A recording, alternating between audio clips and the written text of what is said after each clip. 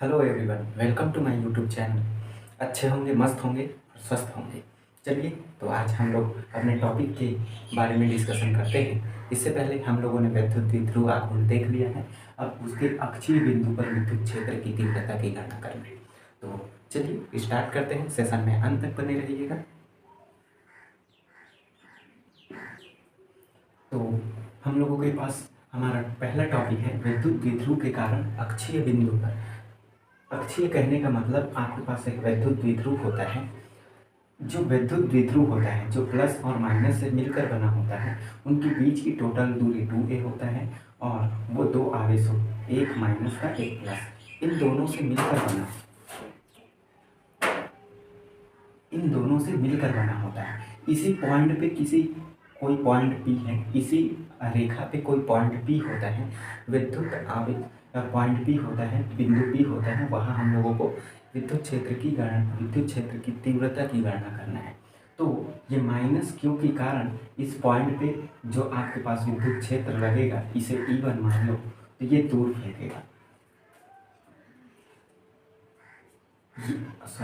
ये minus Q के कारण इसे हम धनात्मक माने, तो इसके कारण जो विद्युत क्षेत्र होगा वो E2 होगा, जो आकर्षण का होगा, क्योंकि प्लस माइनस में आकर्षण। अब इस प्लस क्यू के कारण ये धनात्मक है, तो इसे दूर फेंका जाएगा, तो इसके कारण विद्युत क्षेत्र जो है E1 होगा।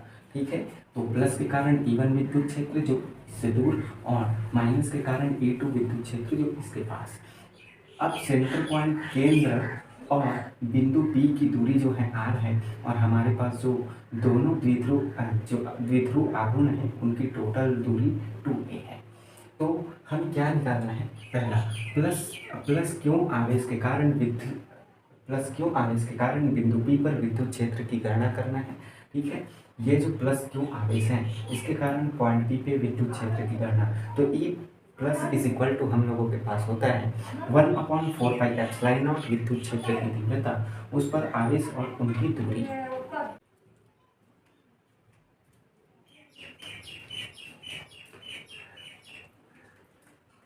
प्लस क्यों आवेश के कारण बिंदु P पर विद्युत क्षेत्र की तीव्रता निकालना है। तो E plus is equal to हम लोगों के पास होगा विद्युत क्षेत्र की तीव्रता के लिए 1/4πε0 q divided by r minus a का स्क्वायर। ठीक है, ये ए पी के अनुदिश होगा। आप ये मान लीजिए ए से पी की ओर। क्लियर, यहाँ जो पॉइंट होगा ए से पी के अनुदिश होगा, तो यहाँ ए पी रखोगे तो आपके पास है क्या, आर में आप जो ए है, ये टोटल दूरी आप ए मान लीजिए, तो आर में ए घटाएंगे तो आपके पास क्या होंगे, ये आपको मिलने वाला है। तो आपके पास प्लस क्यू के कारण विद्युत क्षेत्र कितना, आपके पास प्लस क्यू आवेश के कारण विद्युत क्षेत्र कितना होगा, a plus is equal to 1/4πε0 q divided by r minus a का स्क्वायर। ये जो दूरी आर है, इसमें ये दूरी जो ए और सेंटर पॉइंट होकर है, इसको घटाओगे तो आपको टोटल दूरी पी का मिल जाएगा। फिर इसी प्रकार आपको करना क्या है, जो आपके पास ई निगेटिव चार्ज है, ये निगेटिव आवेश के कारण पॉइंट पी पे विद्युत क्षेत्र की गणना करना है। तो ई नेगेटिव इज इक्वल टू, देखिए हमारे पास ये दूरी भी क्या है, ए है। ओके, ये दूरी ए है, तो इस दूरी में आप क्या करोगे, जोड़ दोगे आर, इतना दूरी जोड़ दोगे, ऐड कर दोगे, तब जाके आपके पास क्या मिलेगा, पॉइंट बी से पी की दूरी मिल जाएगा। ये बी पी के अनुदिश होता है। ठीक है, ये बी और पी के अनुदिश होता है, ये आपको पता होना चाहिए। तो e negative is equal to 1/4πε0 q divided by r plus a का होल स्क्वायर, क्योंकि ये दूरी आपको जोड़ना पड़ेगा तभी जाके मिलेगा। एक में निगेटिव, जो पॉजिटिव है उसमें माइनस करोगे, और जो निगेटिव है उसमें ऐड करोगे, तो ये टोटल दूरी हुआ। अब इस पर कुल विद्युत क्षेत्र निकालेंगे, तो कुल विद्युत क्षेत्र की तीव्रता E is equal to E plus minus का ई माइनस का। ओके, तो वैल्यू रखते हैं ई प्लस का और ई माइनस का, तो 1/4πε0, ठीक है, q divided by r minus a का स्क्वायर, माइनस सूत्र के अकॉर्डिंग माइनस, और उसके बाद फिर से हमारे पास क्या है, जो माइनस क्यू है उसकी विद्युत क्षेत्र की तीव्रता 1/4πε0 q divided by r plus a का होल स्क्वायर। यहाँ आप देख रहे हैं 1/4πε0 कॉमन ले लीजिए, बचा क्या, यहाँ कुछ नहीं, तो आपके पास सॉरी यहाँ क्यू देना है, ठीक है। तो Q divided by 4 pi epsilon not, तो 1/r - a का स्क्वायर माइनस में आपके पास होगा 1/r+a का होल स्क्वायर। अब इन दोनों का तिर्यक गुणा करना है आपको, ठीक है। इतना समझ में आया? तिर्यक गुणा कर दीजिए। जब तिर्यक गुणा करोगे तो आपको मिलेगा यहाँ आपको मिलेगा E = 1/4 pi epsilon naught 4r। देखिए तिर्यक गुणा करेंगे तो ऊपर जो तिर्यक होगा तो ये इसके साथ और ये इसके साथ, ओके, तो ऊपर चला जाएगा। ये आपके पास होगा क्या 1/4 pi epsilon naught 4r a divided by R square minus का a स्क्वायर और पूरे का होल स्क्वायर। अब यहाँ हम इसे तोड़ के लिख सकते हैं। ये जो 4r है इसे हम क्या कर सकते हैं, तोड़ के लिख सकते हैं। तो 1/4 pi epsilon naught 2 into 2qa r divided by R square minus a square और पूरे का होल स्क्वायर। अब हम लोग जानते हैं 2qa क्या होता है हम लोगों के पास। 2qa जो होता है विद्युत द्विध्रुव आघूर्ण होता है, P होता है, तो वहाँ हम लोग P लिख सकते हैं।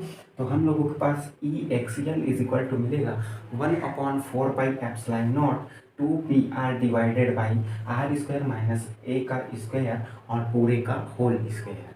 अब यहाँ हम क्या करते हैं, a की उपेक्षा कर देते हैं। इस a को बहुत छोटा नगण्य मान लेते हैं, है ही नहीं मान लेते हैं।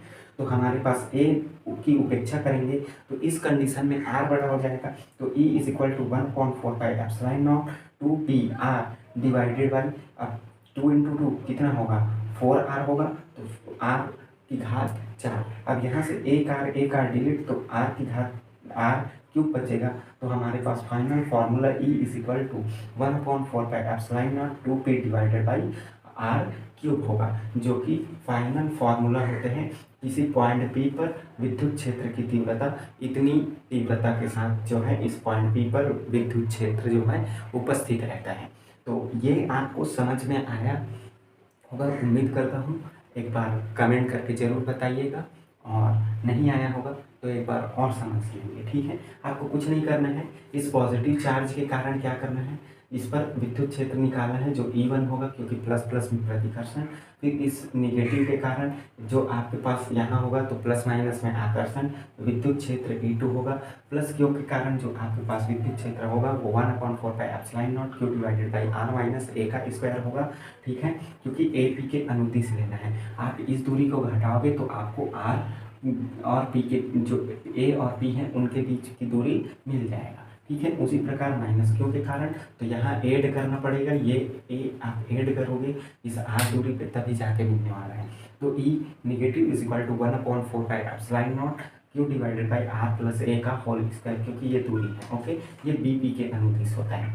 फिर टोटल विद्युत क्षेत्र निकालना है, टोटल कंसीडर करना है। तो E is equal two plus का E माइनस का E।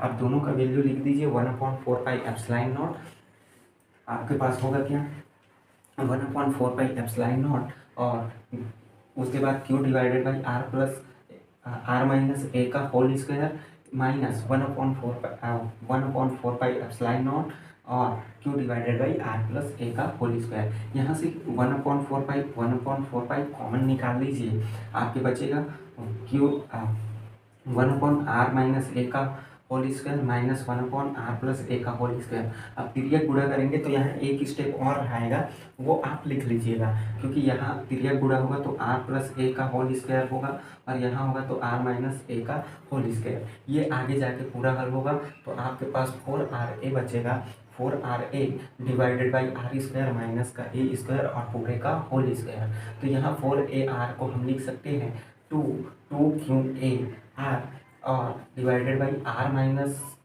r का स्क्वायर माइनस a का स्क्वायर और पूरे का होल स्क्वायर। चूँकि हमें पता है P इज इक्वल टू होता है 2qa, मतलब इसके स्थान पे हम क्या लिख सकते हैं, हम लोग P लिख सकते हैं। तो E axial is equal to हम लोगों को क्या मिलने वाला है, हम लोगों के पास E axial is equal to मिलने वाला है 1/4 pi epsilon naught 2pr divided by r square minus a square पूरे का होल स्क्वायर। ये फॉर्मूला भी आप लिख सकते हैं। आप ये मान लीजिए ये जो है बहुत छोटा होता है r की कंडीशन में, ठीक है। इस कंडीशन में होगा क्या, तो आप a को लिखोगे ही नहीं, तो आपको फाइनल क्या मिलेगा, जब इसका घात और पूरे होल स्क्वायर का घात मल्टीप्लाई होगा तो ये 4r हो जाएगा। तो 2pr डिवाइडेड बाई r की घात 4, तो एक r से एक r चला जाएगा, तो E is equal to 1/4πε0 2p divided by r cube आपको फाइनल फार्मूला मिलने वाला है।